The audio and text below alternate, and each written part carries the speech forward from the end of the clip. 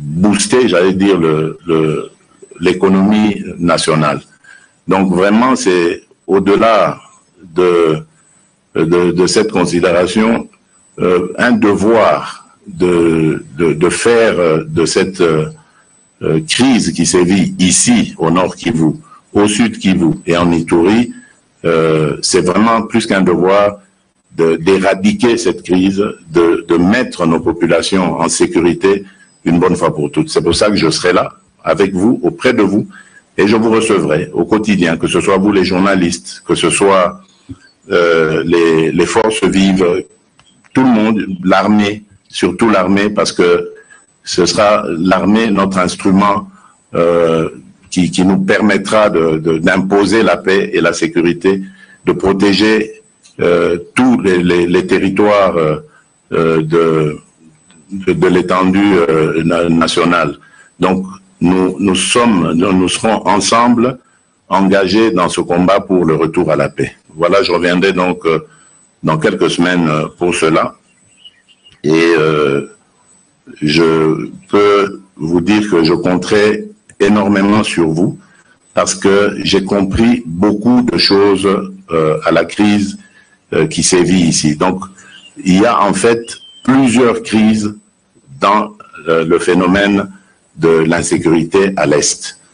Ceux qui ne maîtrisent pas tellement la question cherchent souvent j'allais dire des prétextes ou des raisons ou des origines ailleurs, mais je crois que entre Congolais, entre nous, nous pourrions très bien nous comprendre et résoudre cette crise.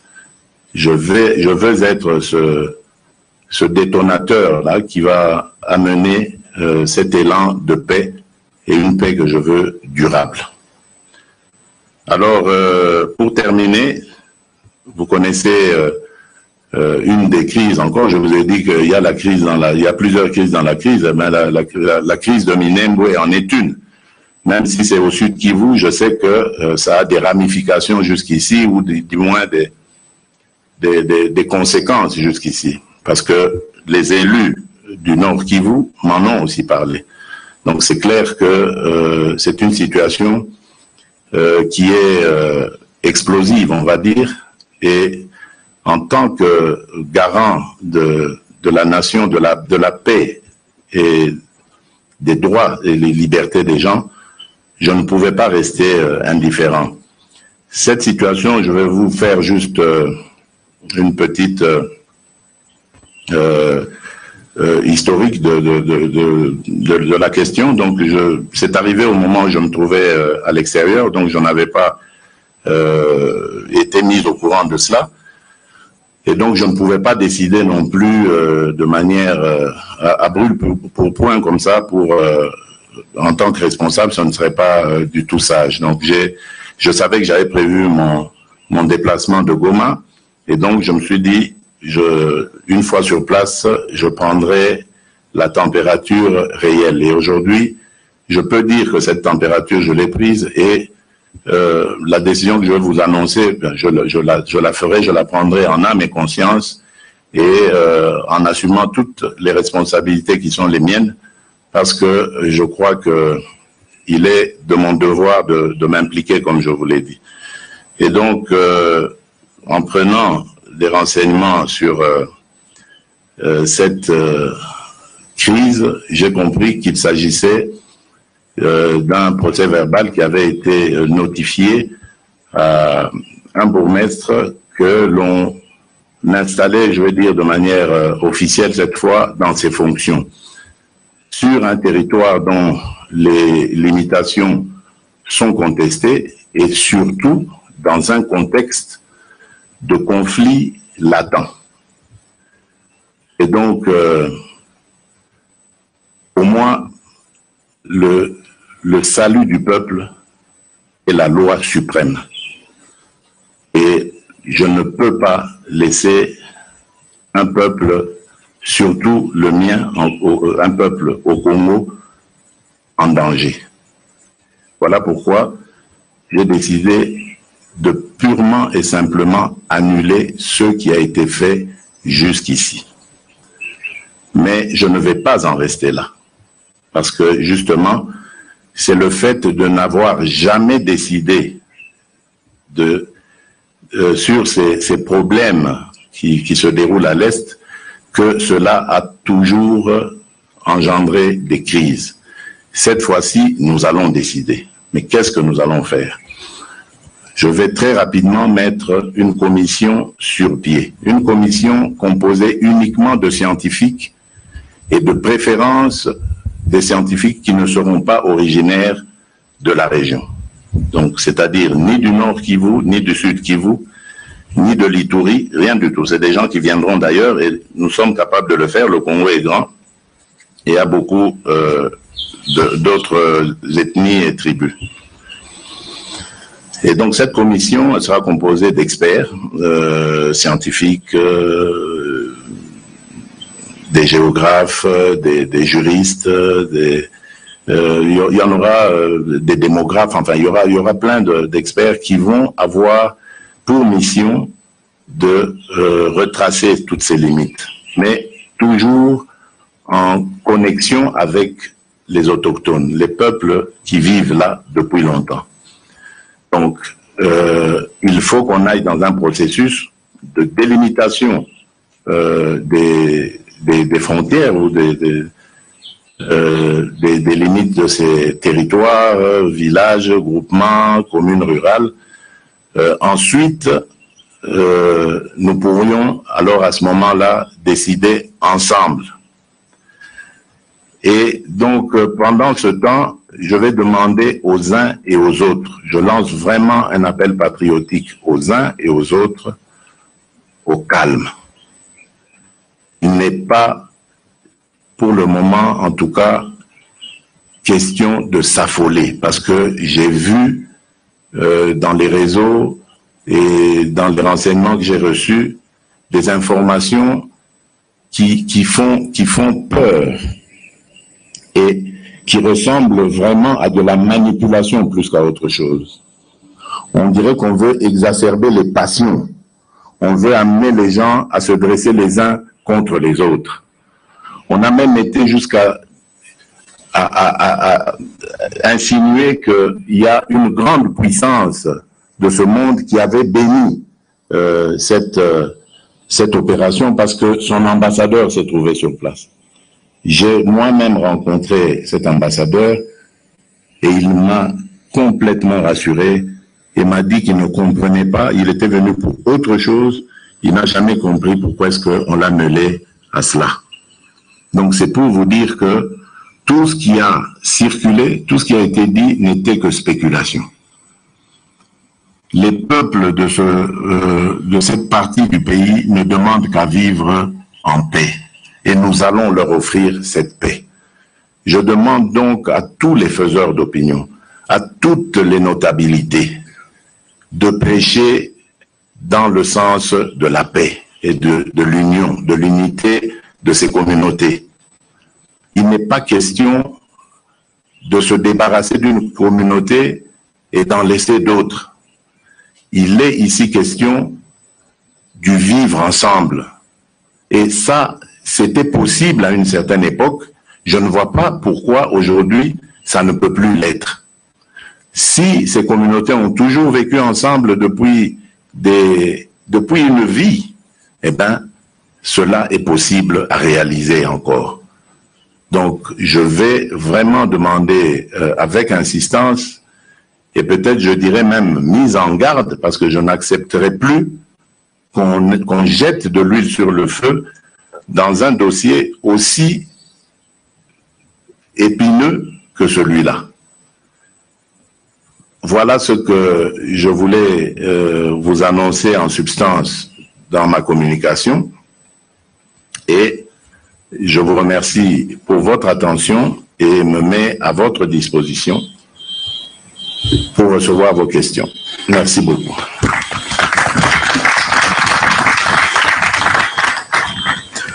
Merci, Excellence. Nous allons procéder aux questions. Nous en avons sélectionné 5. La première va concerner la problématique de Minongo. 6 questions il y a. Est-ce Je crois que le chef d'État a été assez clair à ce sujet-là. On peut la sauter pour peut-être parler des problèmes sécuritaires. S'il y en a une, merci. Présentez-vous auprès du... Je rappelle que c'est une personne pour une question. Merci. Veuillez décliner votre masque. Je l'ai porté. Non, enlève. Excellence, Monsieur le Président de la République, depuis ma bord, nous vous remercions d'avoir choisi Goma pour abriter ce mini-sommet qui vient de chuter sur des engagements entre les pays de la région du Grand Lac. Excellence, c'est une diplomatie agissante et nous estimons qu'il y aura des résultats. Mais cependant, Excellence, Monsieur le Président, quelle est la particularité de ce mini-sommet par rapport à d'autres sommets que la région a connus? Est-ce qu'il n'y aura pas cette fois-ci une hypocrisie? C'est ce que l'opinion voudrait avoir. Ma deuxième question, Monsieur le Président de la République, c'est la question qui est toujours à la une. Nous avons interrogé les gouverneurs, nous avons interrogé les élus du peuple, la question de la rétrocession. Cette rétrocession qui n'arrive pas aux provinces, et pourtant, c'est reconnu par la Constitution. Votre vision, Monsieur le Président, c'est l'état des droits. Alors, est-ce que vous ne voyez pas, lorsque ces provinces ne reçoivent plus leur rétrocession, que cela a un impact considérable sur la sécurité, mais aussi sur l'état des droits? Je m'appelle Célestin Sibomana, Chumboche Capitois de l'RTNC. Merci. Merci. Je réponds d'abord aux... Excellence. Oui. Bien. Vous posez une excellente question parce que si je peux vous révéler un pan de nos discussions, nous nous la sommes posée nous-mêmes, cette question aussi. Quelle est la différence? D'autant plus qu'il y avait... il y a évidemment des mécanismes régionaux. Je pense ici à la Cirgène, par exemple, qui peuvent très bien porter ce genre de projet. Mais vous savez, en diplomatie, il y a parfois des voix qui ne sont pas toujours les voix officielles, les voix connues, on va dire. Et celle-ci est l'une d'elles. Vous avez dit diplomatie agissante tout à l'heure, et moi je vous réponds oui, parce que c'est une initiative venant de la République démocratique du Congo. Je l'ai proposée aux pays voisins. Il y a eu des discussions et ils se sont finalement tombés d'accord pour venir participer à cela. Je crois, moi, en cette voie parce que je vais la porter moi-même. Je vous ai dit que dès mon arrivée à la tête du pays, je suis allé chez les voisins pour leur dire « je veux la paix ». Nous avons vécu longtemps en nous regardant en chien de faïence. Aujourd'hui, moi, je viens vous tendre la main. Je dis « oublions le passé », mais à condition qu'on se tourne vers la paix de brave, la paix réelle. Une paix qui va amener nos peuples respectifs à leur développement, à leur évolution, plutôt que de continuer à nous détester. Et il y a toute une batterie de propositions qui vont dans tous les sens. Comment est-ce qu'on peut avoir un régime douanier qui soit satisfaisant pour tout le monde, parce que n'oubliez pas que beaucoup de nos minerais passent par les pays voisins et d'autres même échappent au trésor parce que les taxes de l'autre côté sont peut-être plus intéressantes, etc. Donc il y a plein de choses que nous devons mettre ensemble pour réussir cette cohésion qui va nous permettre de booster évidemment le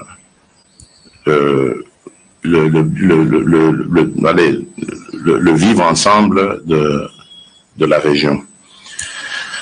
La seconde question, c'était par rapport à la rétrocession. Bien évidemment, c'est dans toutes les provinces où je vais qu'il y a malheureusement cette rengaine. Là, je voudrais vous dire que il faudrait un petit peu quand même d'indulgence, parce que vous connaissez quand même l'état plus ou moins de notre économie, qui n'est pas pas très bon. Et surtout maintenant qu'avec avec la pandémie que nous avons, qui nous frappe, qui n'est pas encore terminée, les revenus ont été encore plus, les recettes ont été encore plus difficiles. Et donc leur répartition, bien entendu, pose problème. Mais je suis tout à fait conscient de ces difficultés-là. C'est simplement une question de choix et de priorité à un certain moment auquel vous devez faire face. Je vous ai parlé de la Covid, mais nous, dans notre malheur, nous en avons eu encore un autre, frappé de nouveau par Ebola. Il y avait ci et là des problèmes humanitaires, des drames humanitaires. On a eu quand même suffisamment de problèmes qui ont mis à mal notre économie, et donc tout le reste a aussi en apathie, j'allais dire. Vous savez, même moi, qui suis président de la République, je ne reçois pas toujours mes revenus non plus. Mais je ne m'en plains pas, je comprends. Je comprends parce que nous sommes dans une situation exceptionnelle. Voilà pourquoi nous travaillons d'arrache-pied pour relever le niveau de nos recettes et pouvoir mieux les répartir à travers le pays. Mais comme je vous le disais tout à l'heure, je suis très conscient de cette difficulté et on va essayer d'y remédier au fur et à mesure, mais on a besoin d'un peu de temps.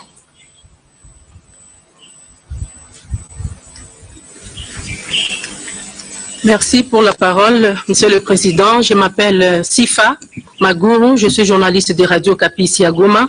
Ma préoccupation est en rapport avec la rentrée scolaire. Ici au Nord Kivu, beaucoup de territoires, beaucoup de régions, notamment Massissi ou Walikale, les écoles ont été détruites et d'autres incendiées pendant les affrontements des groupes armés, alors que nous sommes à quelques jours de la rentrée scolaire. Comment vont étudier tous ces enfants et qu'est-ce que vous leur dites? À part ça, il y a aussi le problème des DDR. Des centaines de jeunes combattants se rendent tous les jours dans tout le coin, mais ils se retrouvent abandonnés dans de très mauvaises conditions. Ce problème se pose beaucoup ici au Nord Kivu et au Sud Kivu. Que comptez-vous faire pour mettre fin à cette question? Merci. Bien. D'abord, par rapport aux écoles, je voudrais leur exprimer toute ma compassion. Je ne suis pas exactement au courant de l'étendue des dégâts que vous annoncez là, parce que tout simplement, je n'ai pas reçu de rapport succinct à ce sujet. Mais je sais qu'il y a d'énormes difficultés. J'ai moi-même vu le vice-ministre de l'EPST qui est venu il y a peu dans le Massissi pour prendre en compte, et il m'avait fait le rapport à son retour, se rendre compte plutôt de l'étendue de cette situation. Mais comme je vous l'ai dit, nous sommes face à plusieurs problèmes, des problèmes de tout genre. Ce que je peux simplement dire, en plus de la compassion que j'adresse à ces populations, c'est que nous n'allons pas les oublier. C'est vrai que nous n'allons pas, d'un coup de baguette magique, tout réhabiliter en un temps record, mais nous n'allons pas les oublier. Nous allons travailler à remédier à cette situation et nous allons le faire avec les autorités locales. Et cela, c'est aussi une des raisons de pouvoir régler cette situation de rétrocession, parce que avec les propres moyens, de ses propres moyens, la province pourra faire face à ce genre de choses. Donc comprenez bien que nous en sommes conscients, mais nous n'allons pas pouvoir les régler maintenant. Je vais en discuter avec le ministre de l'EPST, le ministre d'État, Willy Bakonga, et son vice-ministre, Didier Boudimbu, pour savoir, parce que la rentrée c'est pour dans quelques jours, là, donc pour savoir ce qu'on va devoir faire pour parer au plus pressé. Alors, par rapport au TDR, c'est une très très bonne question. Il y a beaucoup de rendus. Moi-même, je viens de Saké, où j'ai un tout petit peu avant Saké, je me suis arrêté à j'ai oublié le nom, on bien un camp, Bambiro, Mubambiro, où j'ai rencontré des rendus. Malheureusement, au départ, ils étaient à 1200, m'a-t-on dit. Aujourd'hui, ils ne sont plus qu'à 400. Donc ça, c'est la preuve que ce système ne marche pas du tout et qu'il faut aller très vite, parer au plus pressé pour ne pas décourager ces compatriotes qui acceptent volontiers d'arrêter leurs activités dans les groupes armés et de revenir dans la vie de tous les jours. C'est pour ça que je vous ai parlé de revenir ici dans quelques semaines, parce que j'ai un programme. Après avoir rencontré les 3 gouverneurs des provinces les plus en crise de notre pays, j'ai cité l'Ituri, les Nord et les Sud Kivu. À Kinshasa, j'ai rencontré les 3 provinces, les 3 gouverneurs de province. Nous avons eu une très longue séance de travail à laquelle j'avais associé la représentante spéciale du secrétaire général des Nations Unies et le représentant pays de la Banque mondiale. Nous avons conclu des choses que je vais moi-même venir mettre en pratique ici et suivre. C'est pour ça que je reviens en fait. Et il s'agit de quoi? J'ai obtenu, en tout cas, parce qu'après cela, j'avais demandé une réunion par visioconférence avec la Banque mondiale, et j'ai obtenu de celle-ci 50 millions, dans un premier temps, 50 millions de dollars, qui vont nous permettre de commencer les premières opérations de DDR. Et donc, nous allons cette fois-ci procéder différemment. Dans les jours qui viennent, je vais nommer un coordonnateur national du DDR qui aura pour tâche de conduire cette politique sous ma supervision d'abord, parce que ce sera une coordination qui sera ramenée au niveau de la présidence et qui va conduire cette politique avec les autorités locales, tous les représentants locaux ici. C'est pour ça d'ailleurs qu'on va rajouter un petit C après le DDR, c'est-à-dire communautaire, parce qu'on veut travailler avec toutes les autorités locales. Et quand je parle d'autorités locales, je pense même au chef coutumier. Hein. Et le but de cela pour nous, c'est que ce soutien aille jusque à la base. Donc, on va commencer par la démobilisation, le désarmement, démobilisation, et puis on prend en charge les individus en question qu'on va réinsérer ici même. Donc il n'est plus question de les déporter de leur milieu naturel, de les amener dans des endroits où ils vont être totalement perdus, mais on va faire un travail sur eux et les réinsérer ici même dans leur milieu naturel, dans leur communauté, mais cette fois-ci avec une activité, pas en les délaissant, parce que c'est à cause de cette oisiveté, ce chômage, qu'ils rebroussent chemin et qu'ils reprennent leurs activités d'avant. Donc cette fois-ci, nous allons développer des activités et la principale, je ne vous le cache pas, c'est l'agriculture. J'ai décidé que celle-ci va être la priorité d'ailleurs nationale. À cause justement de cette Covid qui nous a fait beaucoup de tort et qui nous a en même temps permis de comprendre le bien qu'il y a de diversifier notre économie, et l'agriculture est un instrument qui nous permettra d'y arriver. Et ce ne sont pas les atouts qui manquent en République démocratique du Congo, et encore moins dans la région ici. Donc nous allons développer l'agriculture. Mon rêve est de refaire de ce coin de la République ce on lui donnait comme nom hier, à l'époque du Zaïre, c'était le grenier de la République. Donc on va y arriver et je crois que les jeunes gens pleins de dynamisme et d'énergie qu'ils gaspillent dans les groupes armés vont nous servir à arriver à nos fins. Et j'ai déjà discuté aussi avec le secteur privé et j'ai des engagements fermes de ce côté-là, de banques comme d'entreprises qui vont nous accompagner dans ce programme-là. Donc vous voyez qu'il est très ambitieux, mais comme je crains qu'il ne puisse demeurer lettre morte, je viens moi-même le superviser et me rendre compte de son évolution pour qu'on puisse le reproduire dans d'autres régions si il connaît un succès.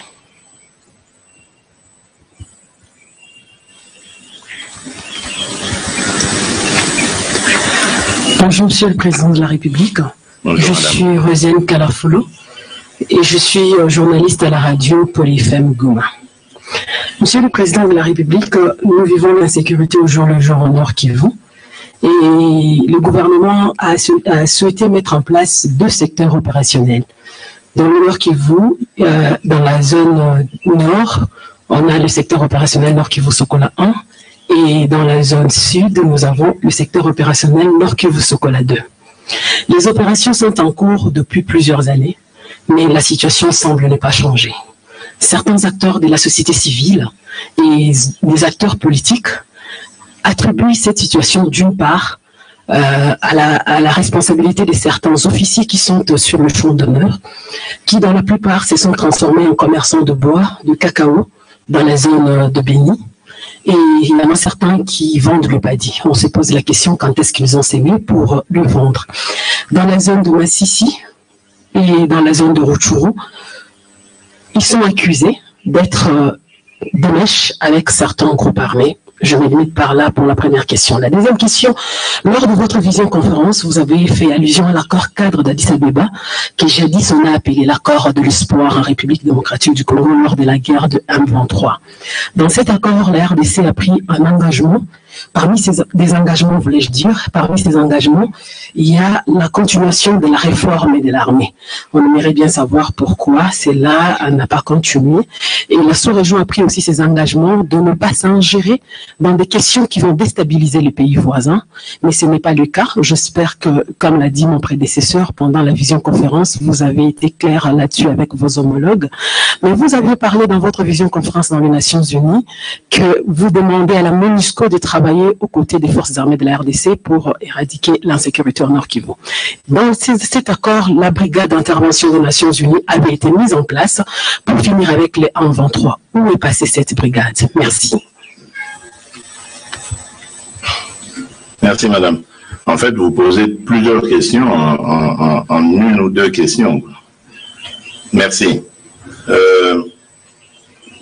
Apparemment, à part la réforme de l'armée, votre question touche à l'insécurité en général, je vois. Bien, vous avez totalement raison, madame la journaliste. L'insécurité, je me suis aussi posé cette question et le chef MG, le chef d'état-major général qui est là le sait. Dès mon entrée en fonction, j'ai réuni le Conseil supérieur de la défense et c'était ce point-là que j'ai beaucoup martelé, celui de l'insécurité. Parce que je ne comprenais pas, je cherchais à savoir aussi ce qui se passe dans l'insécurité, dans cette persistance de l'insécurité. Mais je crois que c'est un petit peu hâtif et peut-être voire injuste de seulement stigmatiser certains officiers, pas tous, parce qu'on en a de très vaillants, de stigmatiser certains officiers comme étant la source de la crise ou la raison de la crise. C'est bien beau de citer les acteurs politiques, vous le faites bien parce que justement, parmi eux, il y en a aussi qui tirent des ficelles. Et j'ai eu l'occasion de le leur dire hier, un peu sur le ton d'ailleurs même de la menace, en leur promettant des poursuites immédiates, sans tenir compte de leurs immunités respectives. Parce que tout simplement, nous avons des informations selon lesquelles eux aussi sont en train de tirer des ficelles. Mais dans ces conflits, il y a également des conflits fonciers. Des chefs coutumiers, des conflits de groupement, parce que les limites ne sont pas bien tracées, ou alors la succession n'a pas été bien faite, et une partie prend le maquis pour combattre l'autre, etc. Donc il y a aussi ces phénomènes-là. C'est pour ça que je vous disais, il y avait plusieurs crises dans la crise. On m'a même parlé du parc de Virunga, qui fait aussi l'objet de problèmes dans ses limites, parce que les villages s'agrandissant, ils sont en train de rogner les limites foncières du parc de Virunga. Donc vous voyez, il y a plusieurs problèmes là-dedans.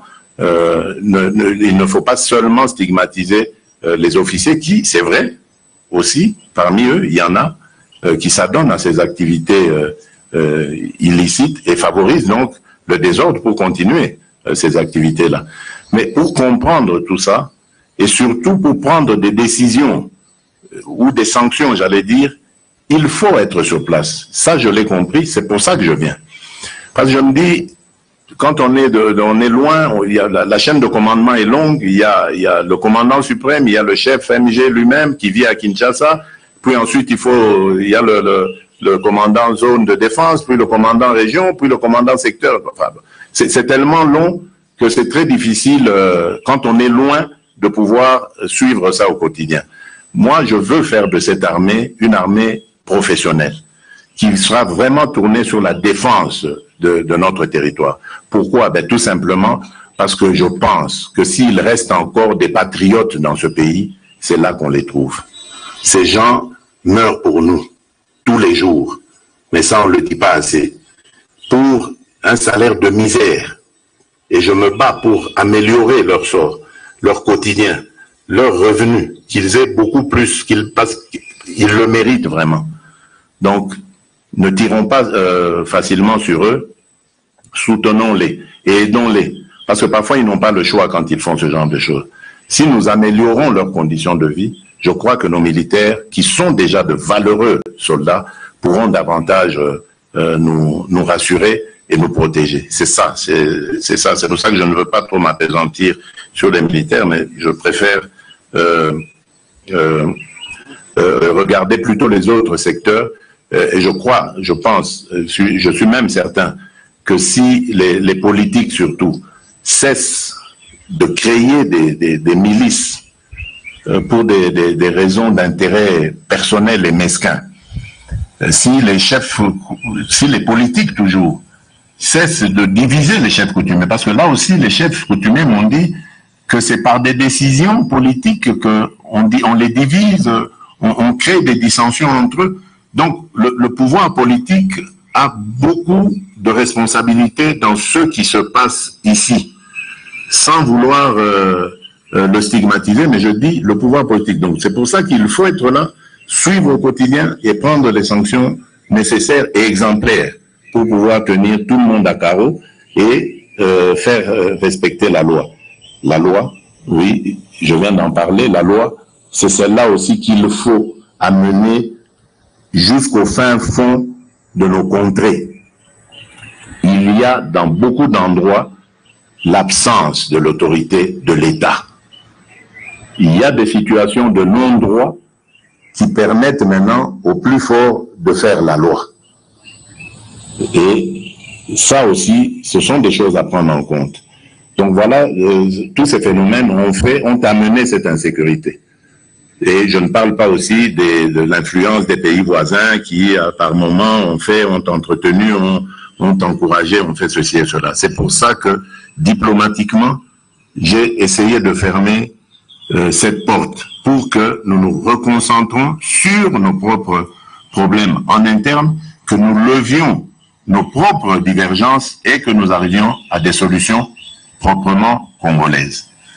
Voilà. Je pense ce que je peux dire. Dans la réforme de l'armée, je vous l'ai dit, moi je n'ai pas attendu, je ne sais plus à quoi vous avez fait allusion, là, une résolution des Nations Unies ou du mécanisme de suivi de l'accord d'Addis Abeba. Moi, je suis dans la réforme. Vous avez suivi ces mises en place et nous continuons. L'armée, c'est aussi une de mes priorités parce que je sais que par elle, nous allons avoir la stabilité, la sécurité, et cette stabilité et cette sécurité vont améliorer notre économie parce que elle sera rendue attrayante et elle intéressera beaucoup d'investisseurs et nous créerons de la richesse qui nous permettra aussi d'avoir les nôtres, nos investisseurs congolais. Moi, je lutte pour ça.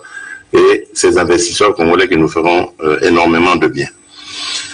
Alors, la FIB, oui, la FIB, c'est un problème. Elle est là, rassurez-vous, madame, elle est là. La FIB est encore là, est encore en République démocratique du Congo, mais je ne vous cache pas qu'elle fait l'objet de beaucoup de débats. Les uns pensent qu'elle n'est pas suffisamment efficace. Les autres, surtout ceux de la SADC, pensent que il faut la renforcer. Mais la renforcer que par des États SADC. Donc en ce moment, il y a un débat assez houleux. Les pays SADC ne veulent pas qu'on l'ouvre à d'autres pays, tandis que certains autres pays disent mais elle n'est pas assez efficace, il faut qu'on la renforce avec la présence d'autres de militaires d'autres pays. Donc on est dans ce débat. Je suis sûr qu'on trouvera une solution parce que nous ne voulons pas non plus nous mettre à dos nos frères de la SADC qui étaient venus volontairement nous porter main forte pour sortir de ce bourbier. Donc nous n'allons pas leur dire merci, au revoir. Donc, mais il est un fait certain, c'est que l'efficacité attendue, le rendement attendu n'est pas au rendez-vous. Mais c'est une question de discussion, d'arrangement, et on y arrivera, je suis certain. Moi, je suis un fervent partisan du dialogue, de la discussion. Voilà ce que je peux dire en substance. Excellence, avec mes hommages les plus différents, à moins que vous l'autorisiez pour une question supplémentaire, car nous avions prévu 5 questions, et nous sommes passés à plus de 5 questions, et que vous avez promis à cette presse que vous reviendrez bientôt, oui, et que vous allez tenir régulièrement des points de presse. Je vous donne rendez-vous dans quelques semaines. Soyez patients, gardez vos questions, surtout votre mal en patience. Pardon? Pardon? On en parlera. J'ai rien compris. L'appui à la presse. L'appui. Je pensais que c'est une question très importante. Ah oui, mais bon, l'appui à la presse. Mais écoutez, il y a à boire et à manger là-dedans. L'appui à quelle presse d'abord? Et puis, est-ce que appuyer une presse, ce n'est pas avoir un pouvoir sur elle? C'est un grand débat. Moi, je serais plutôt partisan pour offrir des possibilités à la presse, comme l'accès au crédit ou des choses comme ça, pour qu'elle s'organise elle-même. Mais si l'État régulateur commence à appuyer, mais la presse va s'adapter au fil des conjonctures, hein, en fonction de ceux qui arrivent au pouvoir. Je suis pas très partisan de ce principe, mais je suis pour que la presse soit en pleine possession de ses moyens pour se développer et peut-être pour l'aider en organisant des forums, des séminaires avec d'autres médias du monde entier pour les mettre à niveau. Je suis pour des débats sur le sens même des médias, parce qu'aujourd'hui, n'importe qui se dit de la presse. Il suffit qu'il ait un téléphone portable ou une caméra, et ça y est, il se met à pérorer, à taper sur tout ce qui bouge. On ne tient plus compte de l'éthique ni de la déontologie. Ça devient du n'importe quoi. C'est plutôt ça que moi je vais vous aider à faire, au lieu de vous apporter un poisson. Donc je vais vous apprendre à pêcher, je préfère. Voilà, mesdames, messieurs. Merci beaucoup. Que Dieu vous bénisse. Merci.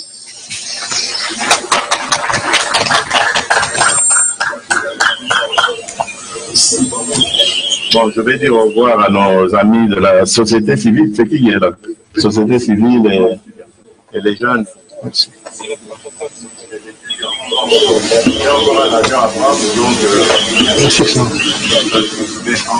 Par contre, c'est vrai que je ne vous prends pas en charge, mais je peux vous offrir un moyen de transport. C'est pas grave. Merci. Je vais vous orienter. Mesdames et messieurs, il est 16h17. Nous sommes pratiquement à la fin de cette conférence de presse que le chef de l'État vient de tenir en direct de Goma, le chef de la province du Nord Kivu, précisément au cabinet du gouverneur de province, où le chef de l'État a installé son quartier général depuis qu'il est ici de lundi, je vais vous le rappeler. Le chef de l'État a touché certains coins qui ont intéressé toute l'opinion, surtout la matière sécuritaire, la question des Minembwe. Il a annoncé que lui va s'investir à annuler ce qui a été fait parce que il a fusillé certaines choses. Il estime que c'était pas aussi fameux qu'on peut le croire. Il est revenu sur le mini-sommet qui a été tenu en visioconférence avec les différents chefs d'État. Il a également parlé de la raison qui a poussé à ce que les Burundis ne participent pas. Le chef de l'État promet de rentrer à Goma dans les tout prochains jours, dans les prochaines semaines, dans quelques semaines je veux dire.